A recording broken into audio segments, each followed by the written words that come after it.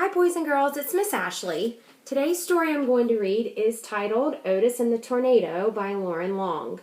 After we finish reading our story, we'll do a science experiment using these 2-liter bottles of soda and water, and we'll watch a tornado form inside of these bottles. Okay, and now for our story, Otis and the Tornado.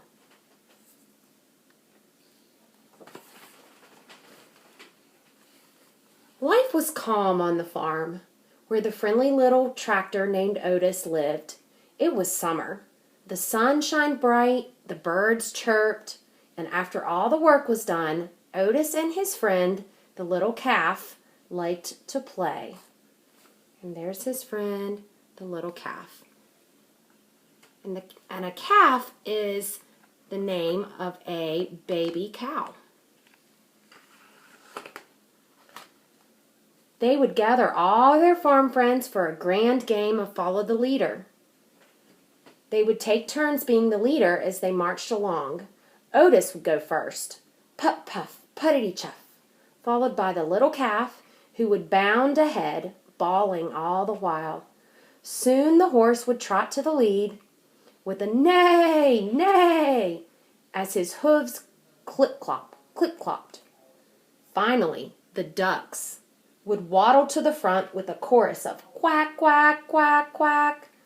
They all followed the leader up by the apple tree, around the barn, down the rolling hill, past Mud Pond, beyond the cornfield, across the meadow, and along the banks of Mud Creek.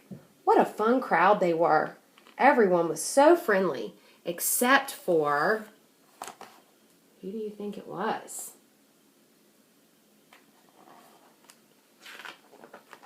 Oh, the bull.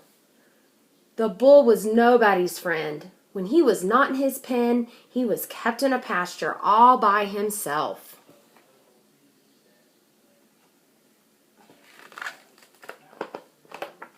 If any of the other farm animals got close, the bull would stand at the fence and snort and snarl and huff hot air.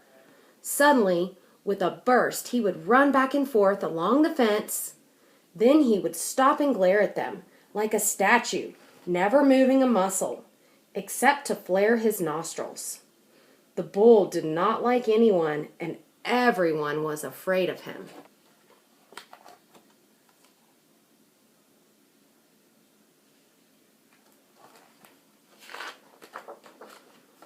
Once Otis tried to make friends with the bull. He took him a shiny red apple from the apple tree and invited him to play, but the bull snorted and snarled and glared at Otis. Then he stomped his hooves in the dirt and charged. The bull slammed into the fence just inches away from where Otis stood. From that day on, Otis stayed clear of the bull altogether. He was frightened of the bull. One day, the farm skies began to swirl and turn dark. The winds blew and the rain came down. The animals in the barn grew restless and jittery.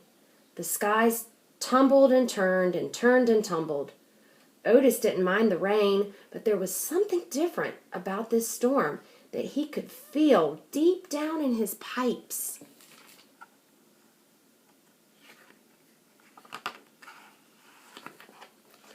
All at once, the wind stopped blowing, not even a breeze, and the rain disappeared. The sky turned a strange shade of green, and the farm fell completely still. The only sound Otis heard as he puff-puffed toward the barn was the farmer shouting in the distance, "It's coming fast! Get down in the cellar!" The farmer was in such a hurry that he had no time for the animals. What was all the fuss about, Otis wondered.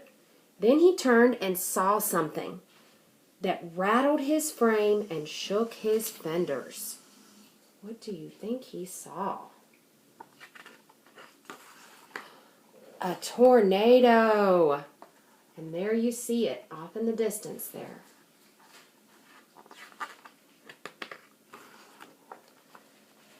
And it was heading straight toward the farm. What would happen to all the animals locked in the barn? Otis sprung into action. He nudged the latch of the little calf's stall until the door swung open. Next, Otis freed the pig and the sheep. The winds howled closer. He stretched to unlatch the horses and the cows' doors at the same time. Click-clack, the animals were free. Where do you think they're going to go? Oh, here they go. They followed Otis out of the barn and into the swirling winds. They followed him down the rolling hill, past Mud Pond, beyond the cornfield, across the meadow, over the bank, and down into Mud Creek.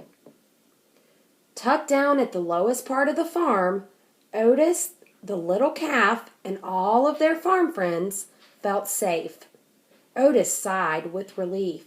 Now they just had to huddle together and wait it out.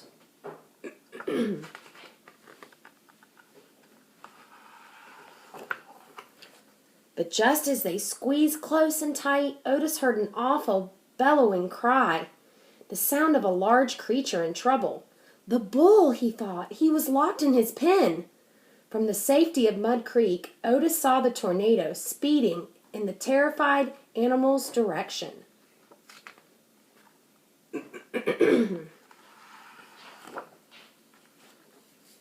Lightning crashed and the tornado howled. The bull screamed, and in a flash, Otis was gone.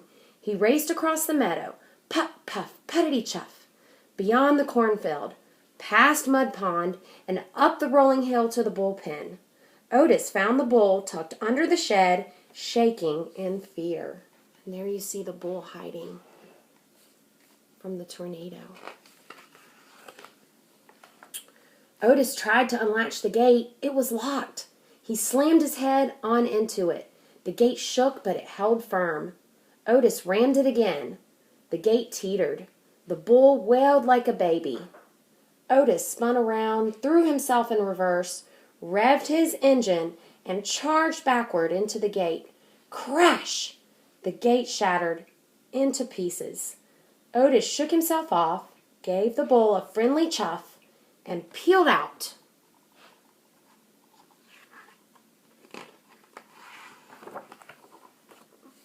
The bull followed Otis down the rolling hill, past Mud Pond, and beyond the cornfield.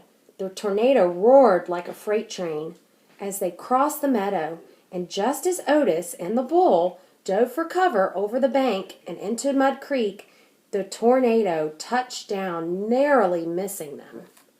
And there you see the tornado right behind the bull. Otis, the little calf, the bull, and all the farm friends ducked their heads and closed their eyes.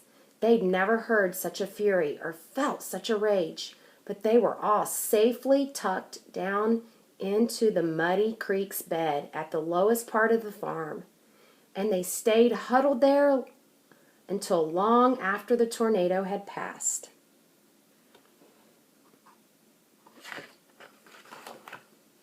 They came out only when it was calm and the sunshine bright and the birds began to chirp. They found a farm that needed a lot of repair. And there you see all the damage. The barn's torn down. There's no roof. The windmill is on the ground. And all the trees. But when the work was done and it was time to play, the farm friends discovered they had a new playmate. This one snorted and stomped his hooves in the dirt. He flared his nostrils and huffed hot air. But instead of a snarl and a glare, he wore a happy grin and a friendly gaze as he took his place in line with Otis and the little calf in a grand game of Follow the Leader. The end. Thank you for listening to my reading of Otis and the Tornado. And now we will do our little experiment.